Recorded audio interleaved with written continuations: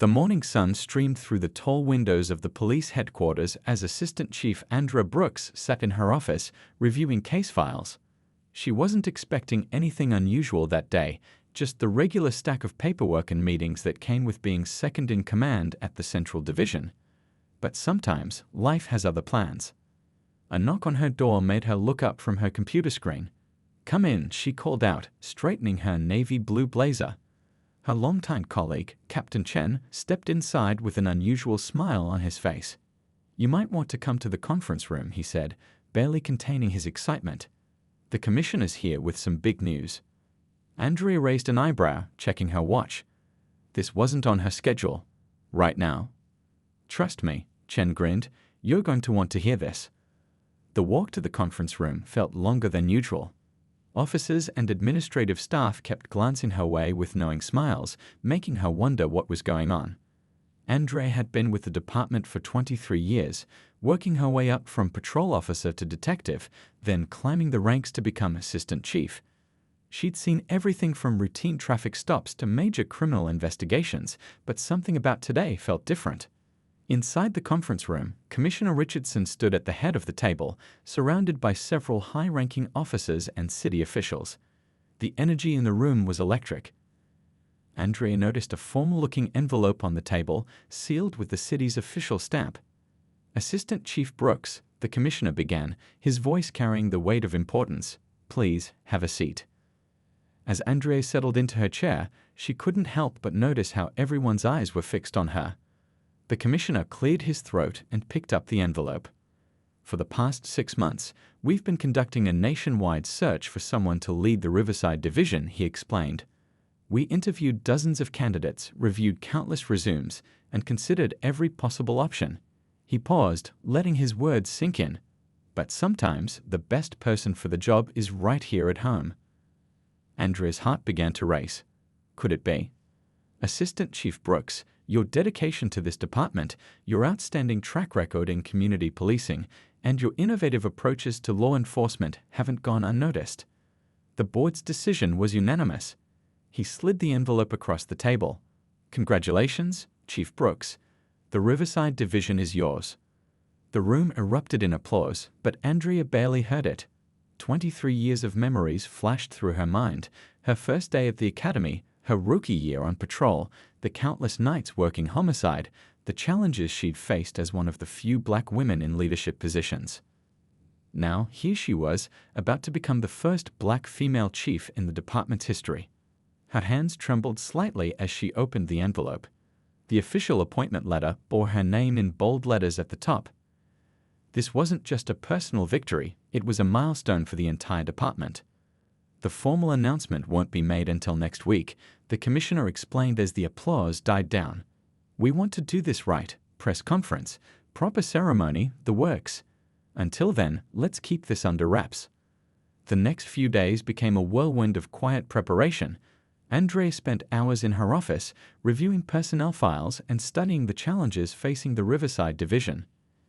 The area had its share of problems: strained community relations, outdated equipment, and a need for better training programs.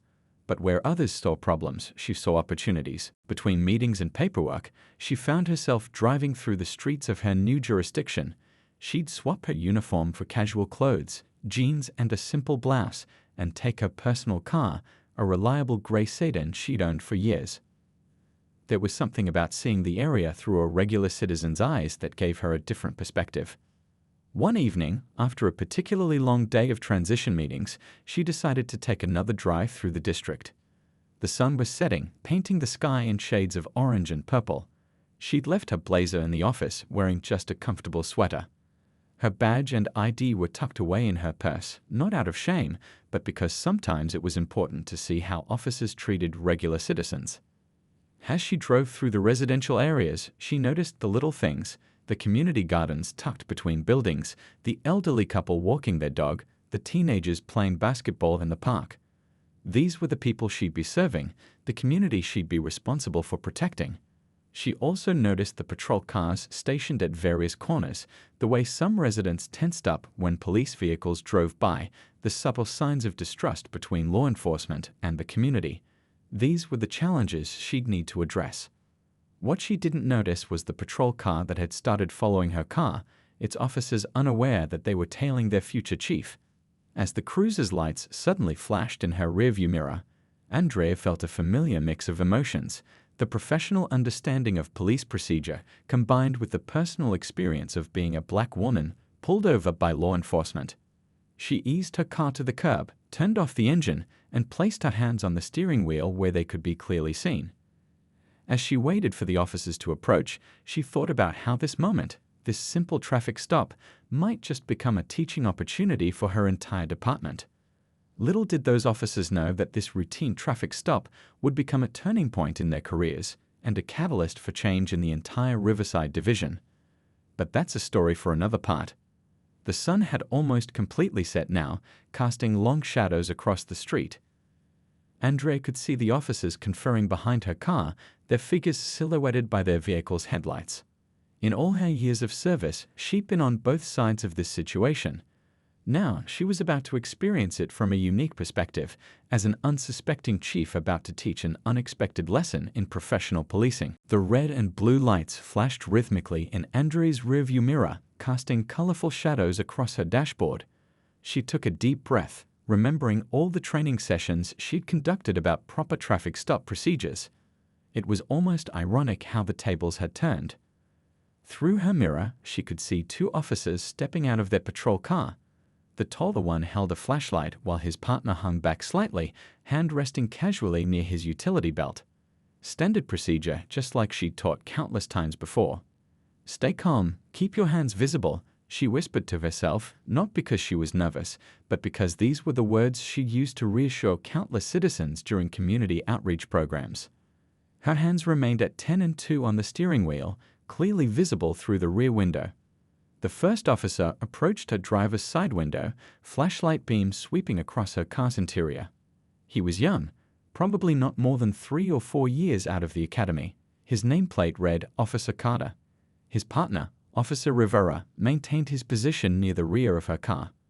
"Good evening, ma'am," Officer Carter said, his voice carrying that practiced tone of authority that rookies often use to sound more confident. "License and registration, please." "Good evening, officer," Andrea replied calmly. "May I ask why I'm being pulled over before I reach for my documents?" The officer shifted his weight, the beam of his flashlight steadying on her face. "We observed your vehicle making an irregular lane change back there on Mason Street." His voice carried a hint of suspicion that Andrea had heard too many times before, that supple shift in tone that often emerged when officers realized they'd pulled over a person of color. "I see," Andrea replied, keeping her voice neutral. "My documents are in my purse on the passenger seat, and my registration is in the glove compartment. I'm going to reach for them now, okay?" Officer Carter nodded, the flashlight beam following her movements. As she reached across to her purse, she noticed Officer Rivera had moved closer, his hand still near his belt. Their heightened alertness wasn't lost on her. She'd seen it countless times during her years on the force, though usually from the other side of the window. She retrieved her license with deliberate slowness, then reached for the glove compartment. The registration was right on top, neatly stored in its original envelope. As she handed both documents to Officer Carter, she noticed his eyes widening slightly at her address. It was in one of the city's more affluent neighborhoods. "This vehicle is registered to you?" he'd asked. A question that made Andrea's heart sink. It was the kind of query that wouldn't typically be posed to other drivers in similar situations. "Yes, officer, it is," she replied patiently. "I've owned it for about 3 years now." Officer Carter studied her license carefully, then looked back at her. "And where are you coming from this evening, ma'am?" "I've been driving around the neighborhood, getting familiar with the area," she answered truthfully, though not revealing why. She could have pulled rank right then, could have ended this whole situation with a flash of her badge, but something told her to wait. This was turning into exactly the kind of learning opportunity she'd been looking for. "Getting familiar with the area?" Officer Rivera spoke up from his position. "Any particular reason?" The question hung in the air, heavy with implication. Andrea recognized the technique, fishing for information, looking for inconsistencies. She taught it herself at the academy, though always with the caveat that it should be based on genuine suspicious behavior, not assumptions. "Yes, officer," she replied. I'm starting a new position in this district soon, and I wanted to get to know the neighborhood better. The officers exchanged glances. Andrea could almost read their thoughts. Her expensive blazer hanging in the back seat, her well-maintained but modest car, her professional manner of speaking. None of it fit the profile they'd likely assumed when they'd first pulled her over. "Wait here while I run these," Officer Carter said, taking her documents back to the patrol car. Through her mirrors, Andrea watched them huddled by their vehicle, talking in low voices as they ran her information through their system.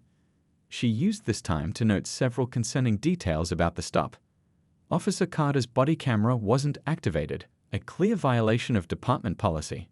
The initial reason for the stop was vague at best. She knew she hadn't made any irregular lane changes, and their questioning had quickly veered from traffic violation to something more akin to a criminal investigation without any probable cause. 5 minutes passed, then 10. Andrea knew what was happening. They were probably running extra checks, maybe calling for supervisor consultation. Her registration and license were clean, of course, but there was something else they would find if they dug deep enough into their database. Finally, both officers approached her car again. Officer Carter's demeanor had shifted slightly. There was a hint of uncertainty in his stance now. "Ma'am, everything appears to be in order," he said, handing back her documents. "We're going to let you off with a warning this time about the lane change. Please be more careful in the future." Andrea accepted her documents but didn't immediately put them away. Instead, she looked directly at both officers. "Before you go, officers, I'd like to discuss a few things about this stop. First, Officer Carter, could you please activate your body camera?" The color drained from the young officer's face as he realized his mistake. Officer Rivera tensed visibly. They weren't used to civilians knowing such specific procedural details. "You see," Andrea continued, reaching slowly into her purse and retrieving her badge, "I believe this could be a valuable learning experience for all of us." The badge caught the gleam of the patrol car's lights, and with it, the entire dynamic of the situation changed. The next few minutes would reshape not just these officers' careers, but potentially the entire approach to policing in the Riverside Division. The atmosphere around the stopped vehicles changed instantly as Andrea held up her badge. The streetlight above cast just enough light to make its gold surface gleam. Officer Carter's mouth opened slightly, then closed again like a fish out of water. Officer Rivera had gone completely still. I apologize, Chief Brooks," Officer Carter stammered, finally finding his voice. "We didn't." Andrea raised her hand gently, cutting him off. "Let's talk about what just happened here," she said, her voice calm but firm. "But first, I'd like both of you to activate your body cameras. From this point forward, everything should be properly documented." There was a quick fumbling as both officers reached for their cameras, the small red recording lights blinking to life. Andrea could see their minds racing, probably reviewing every word, every action from the past 15 minutes. "Now," she continued, "I'd like both of you to step back from the vehicle for a moment. I'm going to step out, and we're going to have a professional conversation." She opened her car door slowly, deliberately. "Remember, those cameras are rolling now. This isn't about punishment, it's about learning." Standing under the streetlight, Andrea cut an imposing figure despite her casual attire. 23 years of police work had taught her how to command respect without intimidation. She smoothed her sweater and looked at both officers.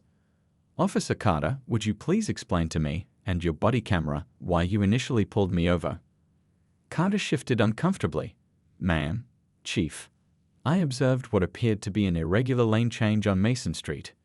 Could you describe this irregular lane change in detail?" Andrea asked, knowing full well she hadn't made one. The young officer hesitated. "Well, that is." He looked at his partner for support, but Rivera kept his eyes fixed straight ahead. "Let me help you out here," Andrea said, her tone remaining professional.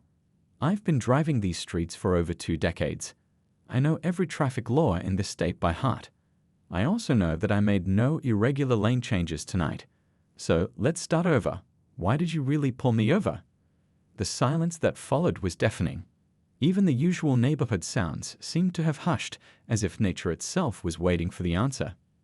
"We had noticed your vehicle circling the area several times," Officer Rivera finally spoke up. given recent reports of suspicious activities in the neighborhood. And what made my vehicle suspicious? Andrea pressed, though she already knew the answer.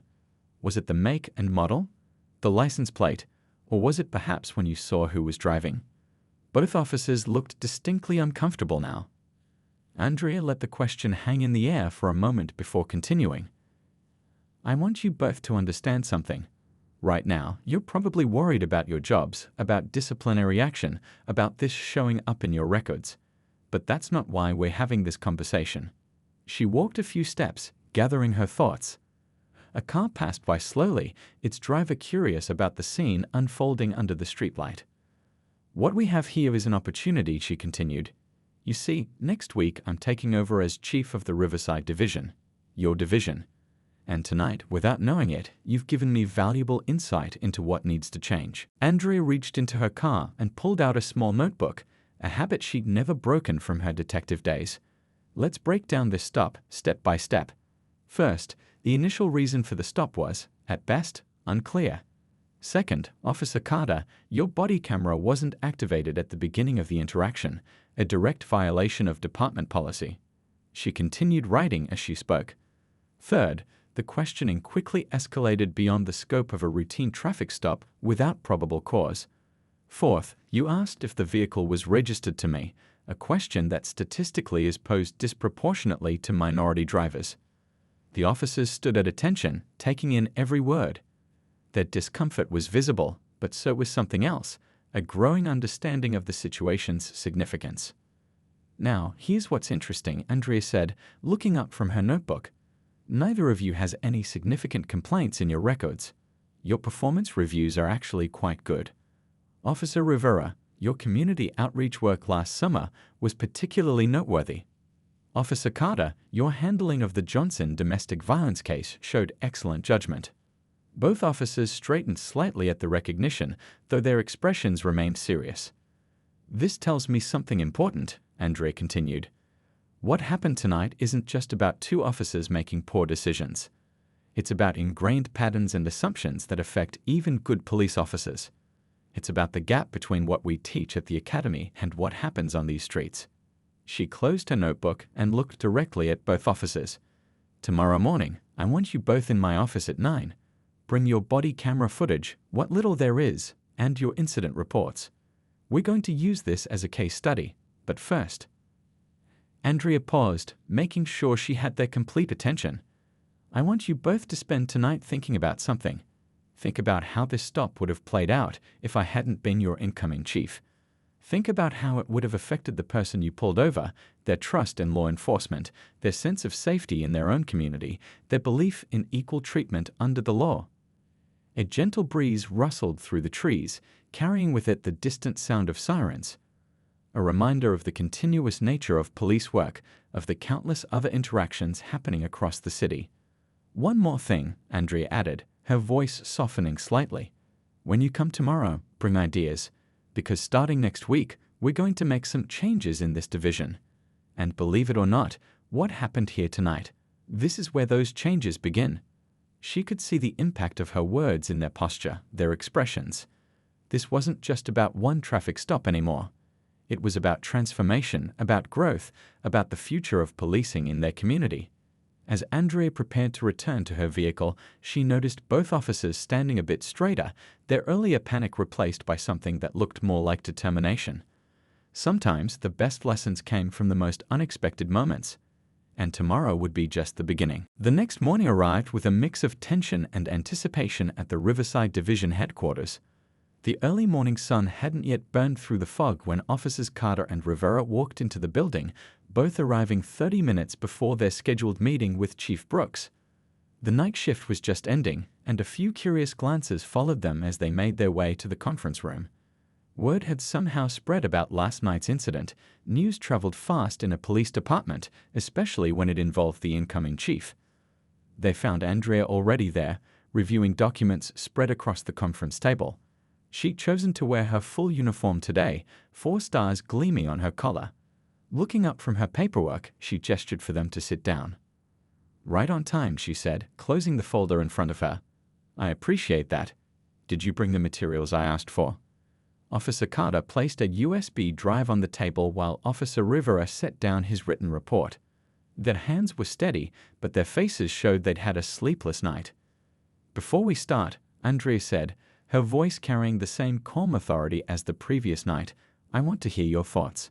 You've had several hours to reflect on what happened. What conclusions have you reached?" The officers exchanged glances before Carter spoke first. "Chief, I've reviewed my actions multiple times in my head. I realized that I made assumptions before I even turned on those lights. When I saw your car circling the area," he paused, choosing his words carefully, "I created a narrative in my mind before I had any real evidence." Andrea nodded, making notes. "And you, Officer Rivera?" Rivera sat up straighter. "I've been on the force for 5 years, Chief. I've always prided myself on being fair, on treating everyone equally. But last night made me question things I thought I was doing right. The way we escalated the questioning, the assumptions we made." He shook his head. "It wasn't good police work." "No," Andrea agreed, "it wasn't. But here's what's interesting. And I spent some time this morning reviewing both your records." She opened another folder. "Officer Rivera, 3 months ago you talked down an armed suspect without firing a shot. Officer Carter, you've received multiple commendations for community service. You're both good officers who made poor choices based on ingrained biases." She stood up and walked to the whiteboard, picking up a marker. "Let's break down exactly what happened, step by step. But first, I want to show you something." Andrea drew a simple diagram on the board. A circle with multiple arrows pointing inward. Every interaction between police and civilians creates ripples. When we make a traffic stop, it's not just about that moment. It affects how that person views law enforcement, how they talk about police to their friends and family, how their children learn to view officers. She turned back to face them. "Now, let's watch the body camera footage, what little we have of it." The next hour was intense. They reviewed the footage multiple times, with Andrea pausing at key moments to point out specific issues.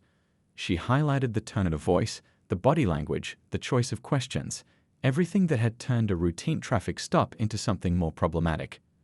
"Notice here," she said, freezing the frame, "how your hand moves towards your belt when I reach for my registration, exactly as you're trained to do. But also notice how that movement might be perceived by someone who's already nervous about police interactions." Both officers watched intently, seeing their actions from a new perspective. The morning light grew stronger outside as they worked through each moment of the stop. "Now," Andrea said, turning off the screen, "let's talk about solutions. You mentioned you had some ideas." Carter straightened in his chair. "Yes, Chief. I've been thinking we need better training on recognizing our own biases. Not just the annual diversity seminar, but real, practical training. Maybe body camera reviews like this one, but as a regular part of our week." Rivera nodded eagerly, and I was thinking about community integration programs.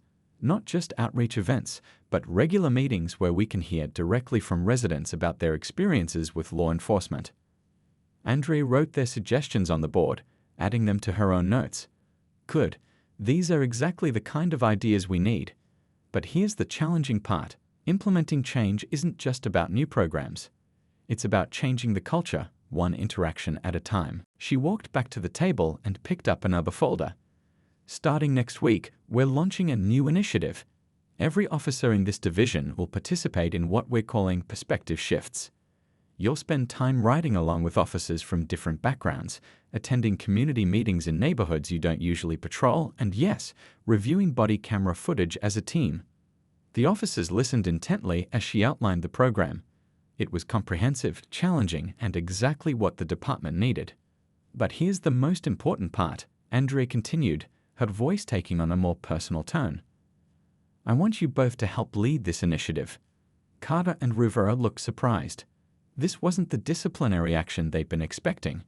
"You're probably wondering why I'd choose the officers who pulled over their new chief for such a role," Andrea said, a slight smile crossing her face. "It's simple. You've just been through a powerful learning experience. You've shown the ability to reflect honestly on your actions and propose solutions. That's exactly what we need to create real change." She handed each of them a detailed outline of the new program. This isn't just about avoiding uncomfortable situations like last night. It's about building a department that truly serves and protects everyone in our community equally and fairly. The morning had turned bright and clear now, sunlight streaming through the conference room windows.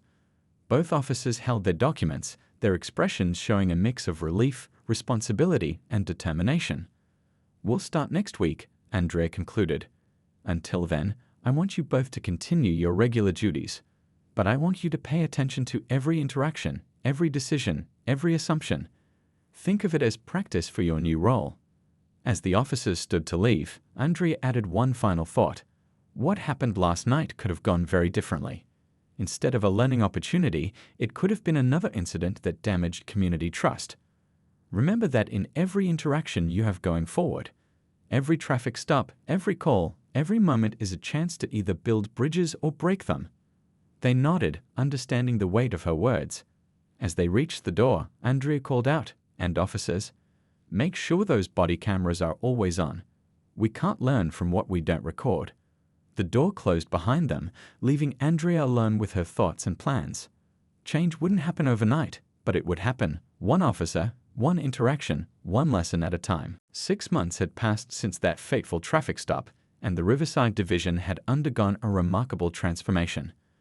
The morning sun poured through the windows of the community center as Chief Andrea Brooks stood before a packed room of officers, community leaders, and residents. "When I took this position," she began, looking around the room, "I promised changes. Today, we're here to share what those changes look like in real numbers, real stories, and real impact." The screen behind her displayed statistics and graphs, but it was the faces in the crowd that told the real story. Officer Carter sat in the front row, now wearing the stripes of a training coordinator. Beside him, Officer Rivera had a notebook open, taking notes for the community outreach program he now helped lead. "In the past 6 months," Andrea continued, "we've seen a 40% decrease in civilian complaints. Traffic stop escalations have dropped by 60%. But numbers only tell part of the story. The real change is in the daily interactions between our officers and our community." She clicked to the next slide, showing a photo of officers playing basketball with local teenagers. This isn't just about avoiding negative interactions, it's about creating positive ones. In the audience, Ms. Patterson, a longtime community activist, nodded in agreement. She'd been skeptical at first, but had become one of the program's strongest supporters after seeing the changes firsthand. "I want to share a story with you," Andrea said, moving away from the podium to stand closer to her audience. 6 months ago, 2 officers pulled over a black woman driving through this neighborhood. They didn't know she was their incoming chief. They made assumptions, violated procedures, and nearly created another incident that could have damaged community trust. Officer Carter straightened in his seat, his face serious but proud. That night had changed his entire approach to policing. But instead of becoming another statistic, that incident became a catalyst for change. Those same officers are now leading our new training initiatives. They're teaching other officers about conscious and unconscious bias, about the importance of following procedures, about seeing every interaction as an opportunity to build trust. Andrea walked to the side of the stage where a group of new recruits sat. "Our latest academy class is the most diverse in department history. But more importantly, they're being trained differently. Every cadet now goes through our Perspective Shifts program before hitting the streets." She clicked to another slide showing officers attending community meetings, participating in local events, and working with youth groups. These aren't just photo ops. These are real relationships being built, real trust being earned, one interaction at a time. The room was silent, everyone focused on her words. Even the usual shuffling and whispers had stopped. "Last week, something interesting happened," Andrea continued, a slight smile crossing her face. "Officer Rivera was patrolling when he noticed a car circling the neighborhood. 6 months ago, he might have immediately hit the lights, made assumptions. Instead, he parked his car and walked over to the local coffee shop where the car had stopped. Turns out the driver was a new resident, lost and too afraid to ask police for directions because of bad experiences in her old neighborhood." She paused, letting the story sink in. Officer Rivera didn't just give her directions. He introduced her to the shop owner, told her about community events, and gave her his card in case she needed anything else. That's what real community policing looks like. In the back of the room, that same shop owner beamed with pride. The coffee shop had become an unofficial meeting spot for community police dialogues. "But we're not done," Andrea said, her voice growing more serious. "Change is a continuous process. We've made progress, but we have more work to do. Today, we're announcing the expansion of our programs to include," she detailed new initiatives: a civilian review board with real oversight power, expanded body camera requirements, mandatory monthly community engagement hours for all officers, and advanced de-escalation training. "These changes aren't just about policies and procedures," she explained. "They're about changing the culture of law enforcement. They're about remembering that behind every badge is a human being, and in every interaction is an opportunity to either build or break trust." The presentation concluded with a video montage of positive interactions between officers and community members over the past 6 months. The final image showed Officers Carter and Rivera standing with a group of local kids at a community garden they'd helped create. 6 months ago, a traffic stop could have gone very wrong, Andrea said in closing. Instead, it became the beginning of something important. But the real heroes of this story aren't the officers who learned from their mistakes, or even the chief who used it as a teaching moment. The real heroes are every community member who gave us a chance to prove that change is possible, and every officer who embraced that change. As the applause filled the room, Andrea looked around at the faces before her, officers and civilians, young and old, from all backgrounds and walks of life. The division wasn't perfect, but it was moving in the right direction. After the presentation, people gathered in small groups, sharing stories and ideas. Officer Carter was showing some new recruits the proper way to approach a vehicle during a traffic stop, emphasizing the importance of respect and clear communication. Officer Rivera was deep in conversation with community leaders about expanding the youth outreach program. Andrea watched it all from the side of the room, her chest swelling with pride. A young girl tugged at her uniform sleeve, looking up with curious eyes. "Are you really in charge of all the police officers?" she asked. Andrea knelt down to the girl's level. "I am. But you know what's more important? Making sure all our officers remember that their job is to help keep people like you and your family safe and happy." The girl nodded seriously. "When I grow up, I want to be a police officer too." Andrea smiled, seeing in this child's eyes the future of law enforcement, a future built on trust, respect, and genuine community connection. As the event wound down and people began to leave, Andrea thought back to that night 6 months ago. One traffic stop, 2 officers, and a choice about how to handle it. Sometimes the biggest changes started from the smallest moments. The sun was setting as she left the community center, casting long shadows across the street. A patrol car drove by, the officer inside waving to a group of teenagers on the corner. The teenagers waved back, their interaction natural and comfortable. This was what real change looked like, not just in numbers and statistics, but in the small daily interactions that built trust between a community and those sworn to protect it. And it was just the beginning.